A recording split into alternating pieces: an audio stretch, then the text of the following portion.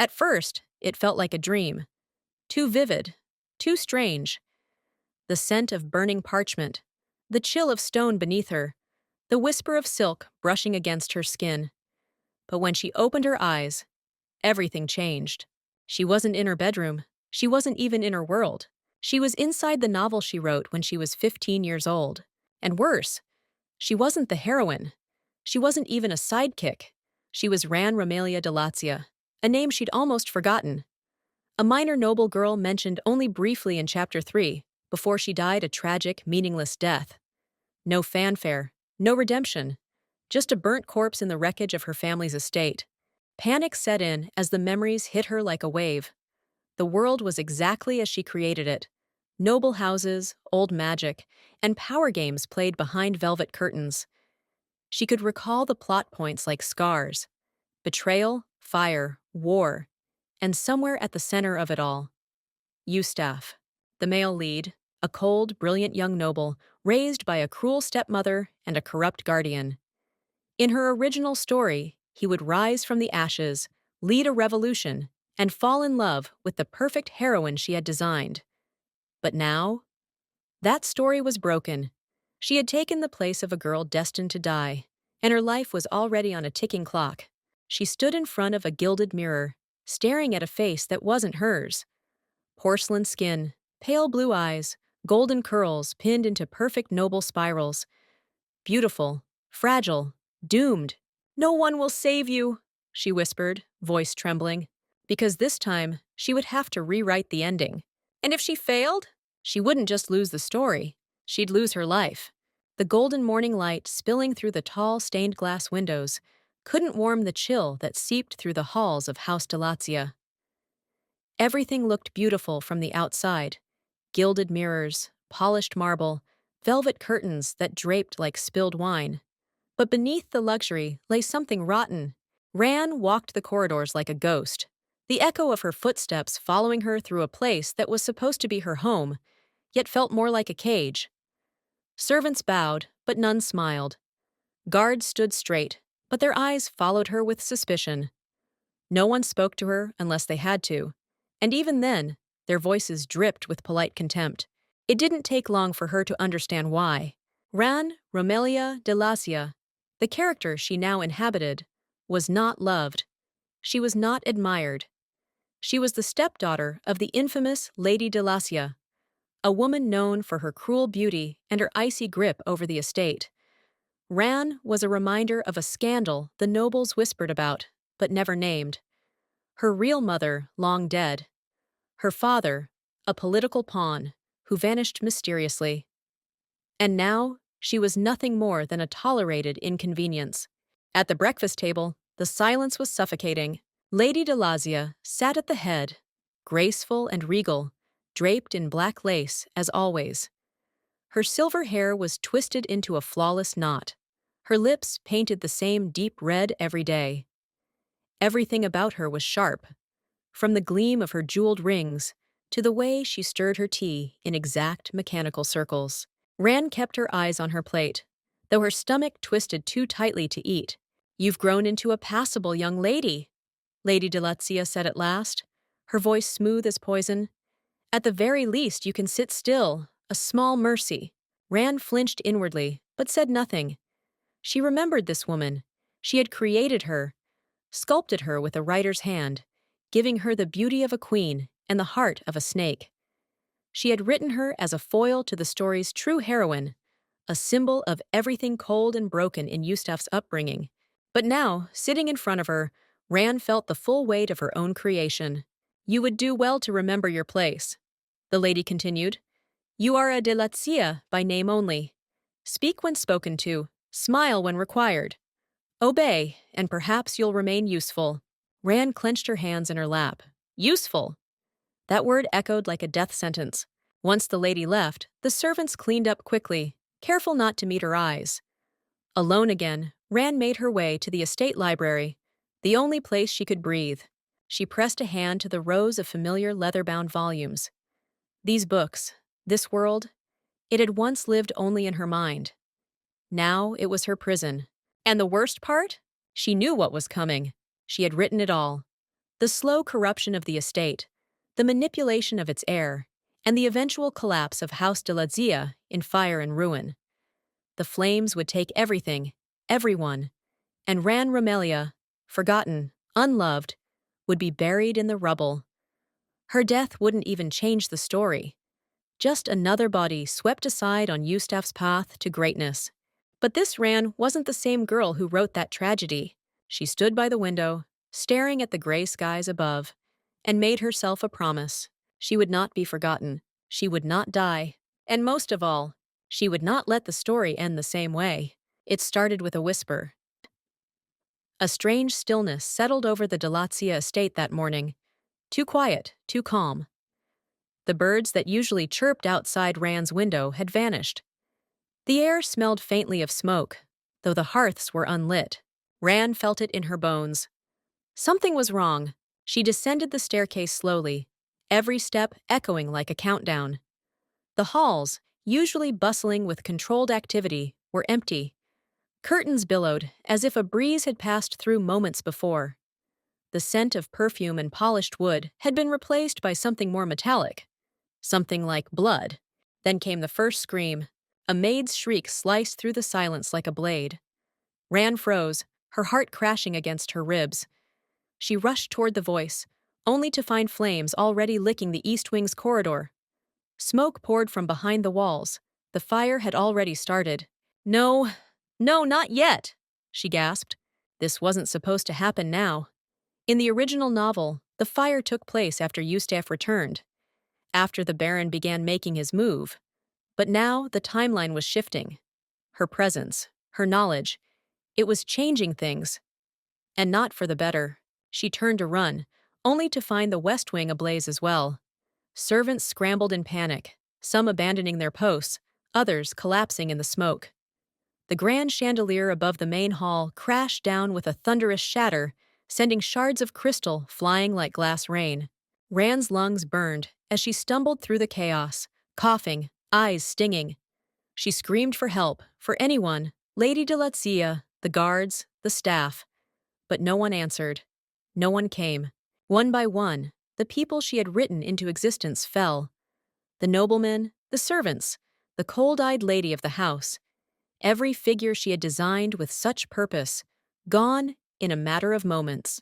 Just like in the story. Only this time, Ran wasn't a distant narrator. She was trapped in the middle of the nightmare.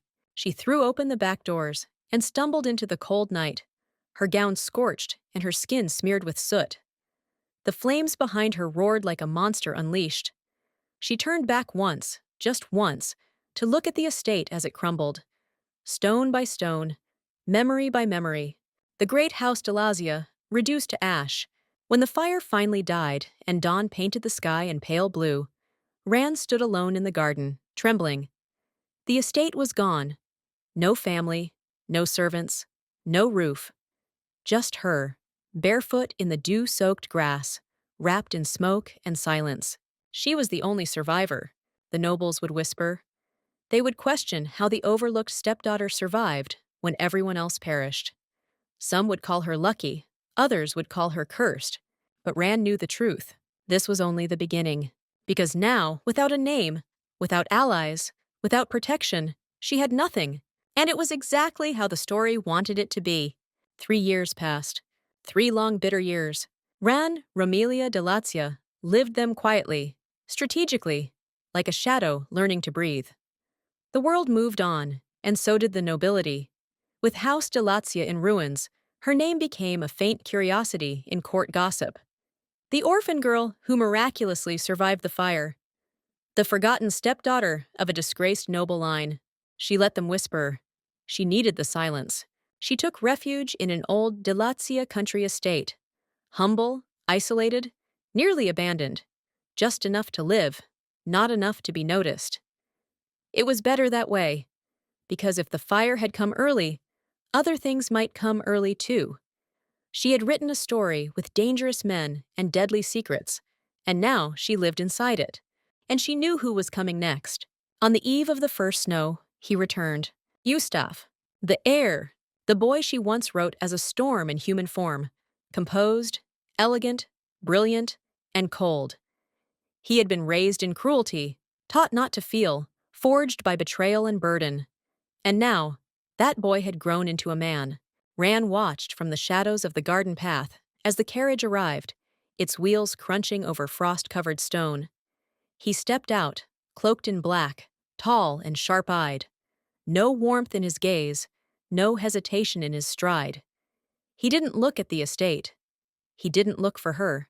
He looked like someone walking into a battlefield. And in a way, he was. Yustaf hadn't seen her in years. Back then, he hadn't spared her a second glance. She was a nuisance, a background figure. But now she was all that remained of the Dilatzia name.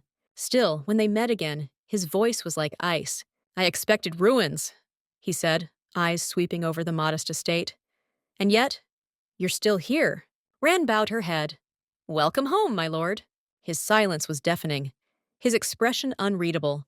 Ran knew this part of the story. In the novel, Yustaf had no interest in Ran. None. He barely remembered her name. His loyalty belonged to his guardian, Baron Zekiel, the one who raised him after the fire, the one who shaped him into the cold tactician he would become. And Zekiel, he was poison wrapped in silk. Ran had written him that way. She also remembered what came next. Within a year, Zekiel would gain full control over the Delazia fortune. He would turn Yustaf into a weapon, and anyone who stood in his way would disappear. Rand's eyes followed Yustaf as he entered the house. The man she had written was walking the path she gave him, but she wasn't that naive girl author anymore. And this time, she wouldn't be a footnote in his story. This time, she would change it.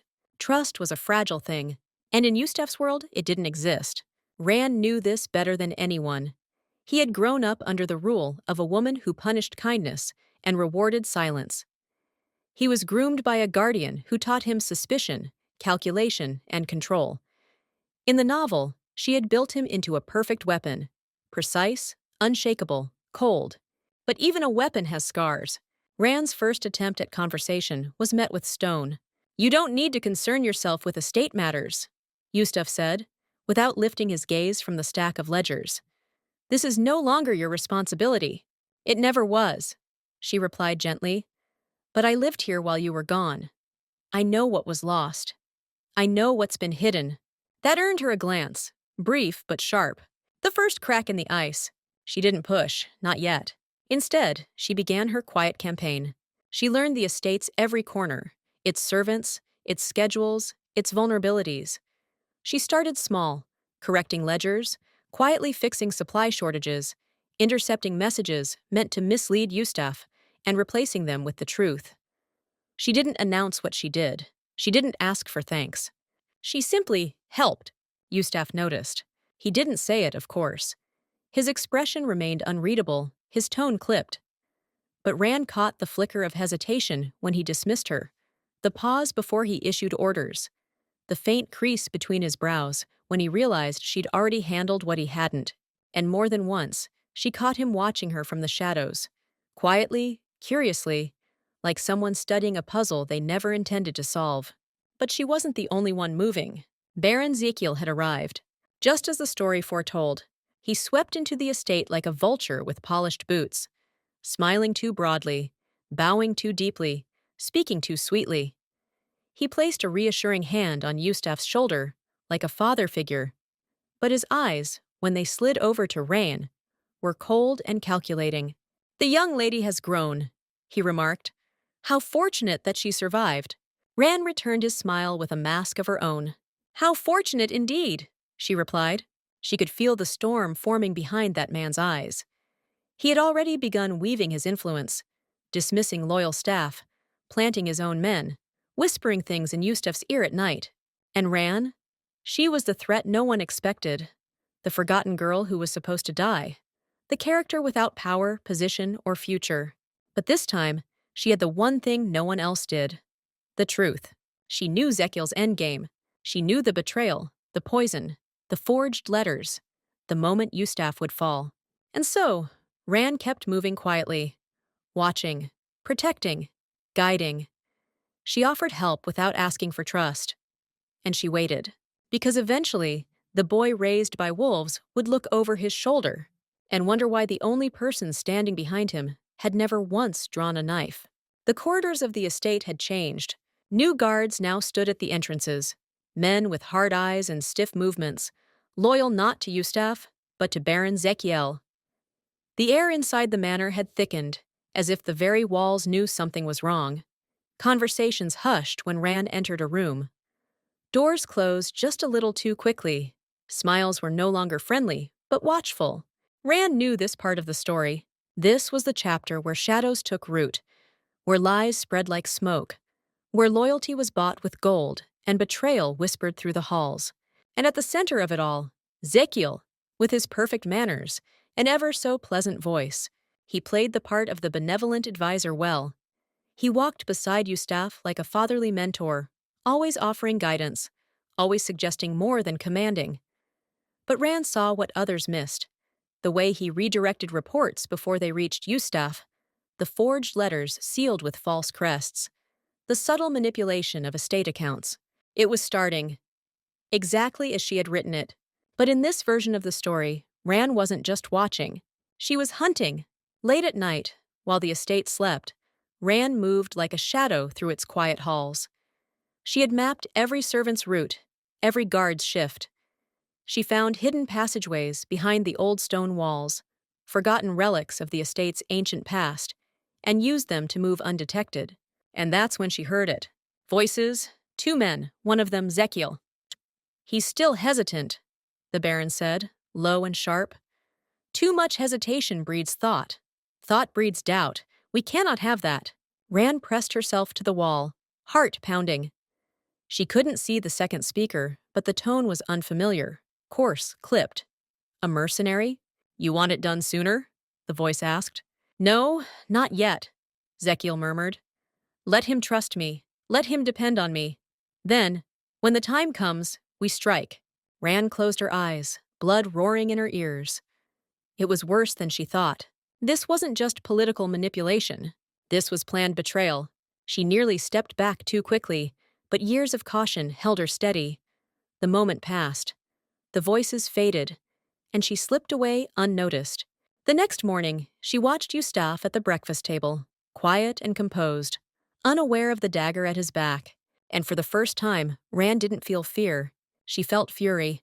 They would destroy him if she did nothing. The boy she had written to suffer, to rise, to fall again.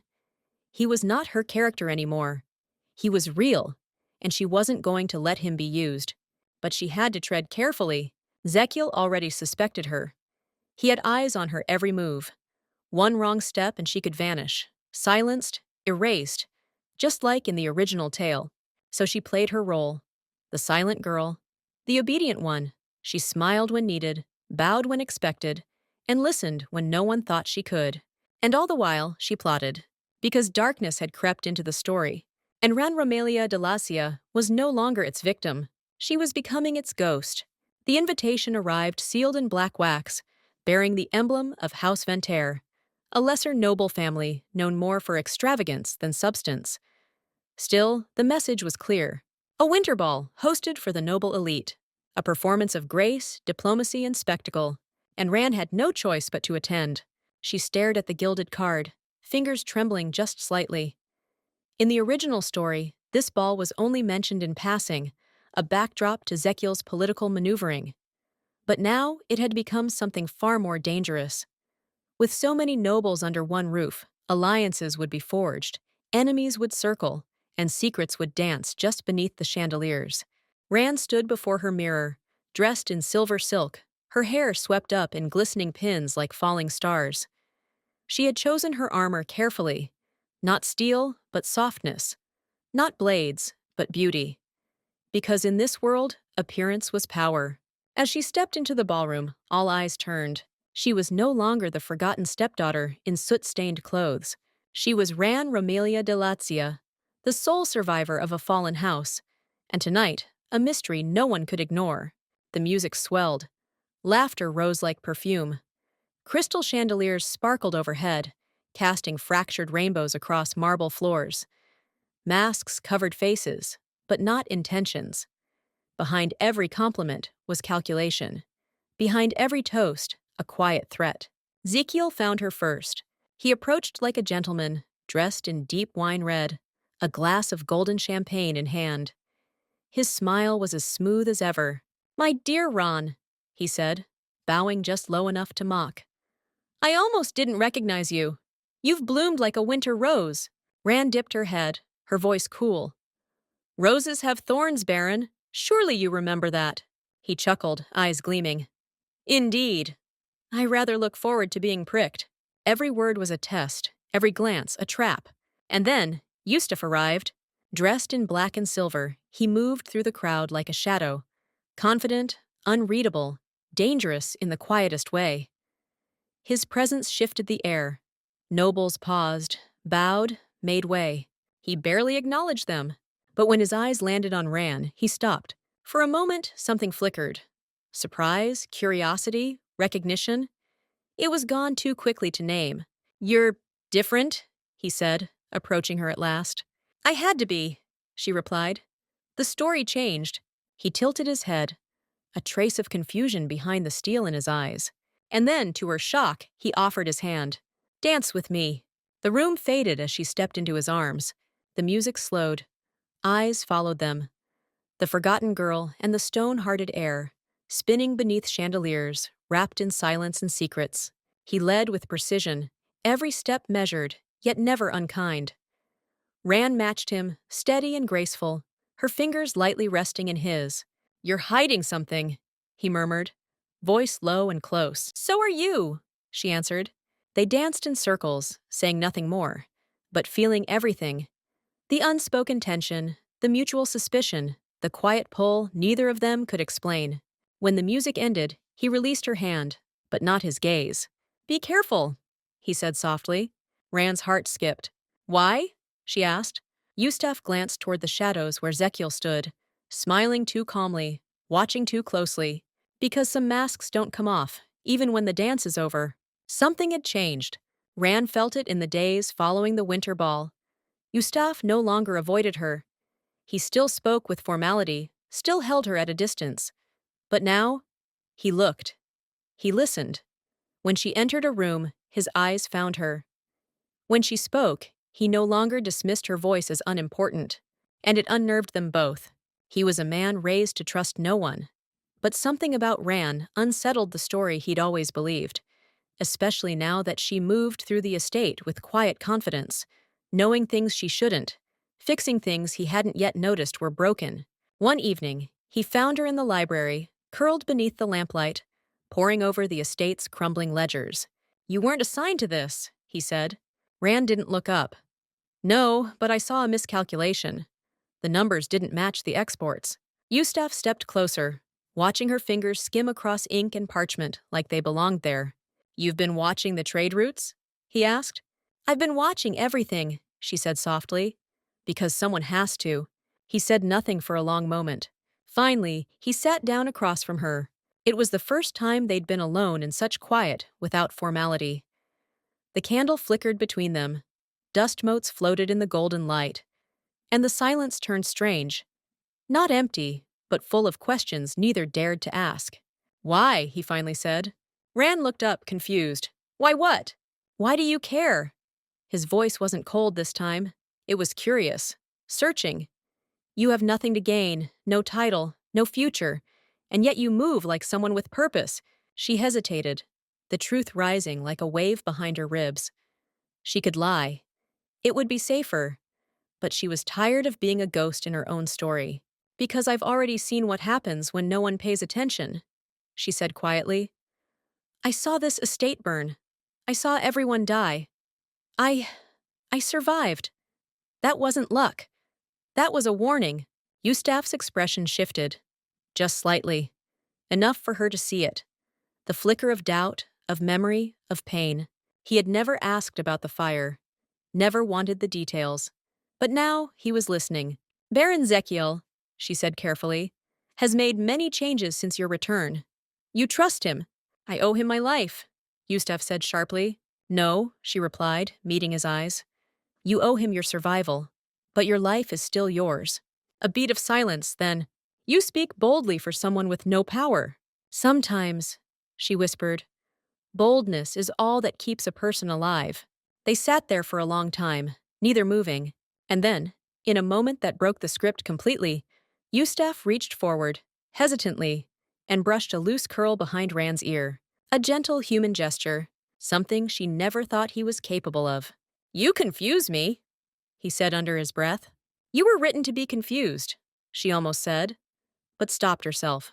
Instead, she smiled, soft, sad, and quiet. Good. The story was cracking.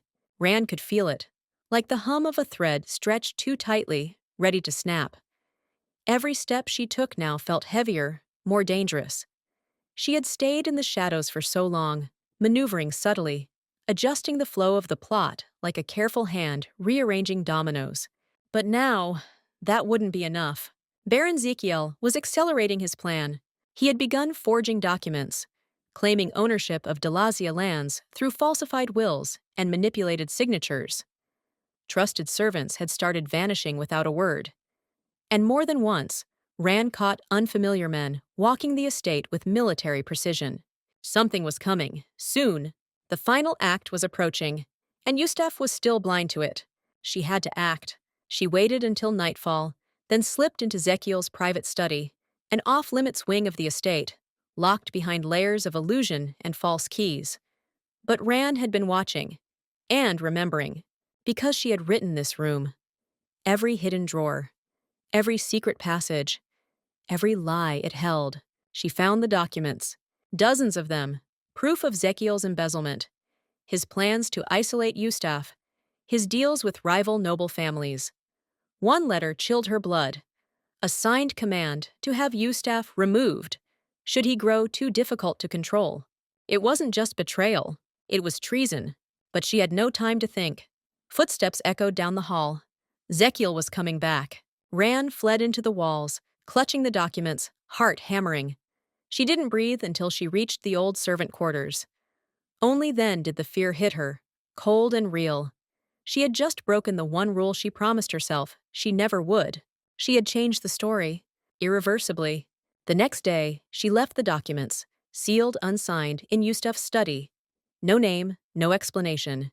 But it didn't matter, because that evening he came to her, no guards, no formality, just Yustaf, standing in the doorway of her room, eyes full of storm and silence. "Where did you get these?" he asked, holding the papers like they might burn him. Rand didn't flinch. The truth doesn't always come politely. "You knew about this. For how long?" "Long enough to know silence wouldn't save you." Yustaf stepped closer. He looked different now, undone. Like the armor he always wore was suddenly too heavy. His hands trembled, just barely. She had never seen him like this. "You broke into his study," he said. Not a question, a realization. "I broke the story," she replied, "and I'd do it again." He stared at her. At the girl who was supposed to die quietly, who was never meant to matter, who had shattered his carefully constructed world with a whisper. "I don't know who you are anymore," he said. Rand's voice was steady. "Neither do I, but I'm still here." A long silence passed between them. Tense, raw, filled with all the things they hadn't said. Yustaf looked down at the documents once more, then back at her. There was fear in his eyes, but there was trust, too. A crack in the ice, a turning of the page. And for the first time, Rand didn't feel like she was surviving someone else's story. She felt like she was writing her own. It should have ended with fire. That's how she wrote it, long ago. The great estate crumbling under betrayal. Yustaf left with nothing but vengeance. Ran Romelia Delazia, dead, forgotten, just a footnote in the rise of the male lead. But as Rand stood in the great hall beneath the shattered crest of House Delazia, she realized this was no longer her story. Zekiel's plot had been exposed. Yustaf had summoned the nobles, laid out the forged papers, the secret deals, the quiet disappearances. And Zekiel had smiled, calm, unbothered, until the evidence had spoken for itself. Still, the Baron hadn't gone quietly. With desperation came teeth. A failed assassination attempt, poison hidden in wine. Loyal guards turned traitor. It was chaos, but Yustaf had faced it head-on. Cold, calculating, and no longer alone. Rand had stood beside him through it all, not as a damsel, not as a tool, but as a partner. And now, With the estate locked down and Zekiel awaiting judgment, the silence that followed felt deafening. The storm had passed, but the story wasn't over. Rand stood in the courtyard garden, the place where the two of them had first seen each other again after all those years. Snowflakes drifted gently through the air, melting on her skin like forgotten touches. Behind her, footsteps. She turned, and there he was. Yustaf, no longer the weapon she had written. His eyes found hers, not with suspicion, but something softer, warmer. "Everyone thinks it's over," he said. "It's not," she replied. "Not yet." He stepped closer, and for the first time, he looked unsure. "You were never meant to be in this story," he said. "And yet, you became its heart." Rand smiled. A little sad, a little stunned. "I was never supposed to matter, I know." Yustaf shook his head. "You mattered more than anyone." A pause. Then, barely a whisper, "You changed me." And maybe that was the greatest twist of all. She had tried to change the ending, to save herself. But somewhere along the way, she had saved him too. Not just from Zekiel, not just from betrayal, but from the hollow fate she had once sealed him into. "I don't know what comes next," he admitted. "There's no script anymore." Rand stepped toward him, her breath clouding in the cold air. "Then we write a new one." Yustaf reached for her hand, gentle, certain, not a command, a choice. And for the first time in this world she created, Ran Romelia de Lazia chose herself. Not a victim, not a pawn, not a forgotten name, but the girl who rewrote fate, and the boy who loved her for it. Their story had ended once in tragedy, but this time, it ended with a beginning.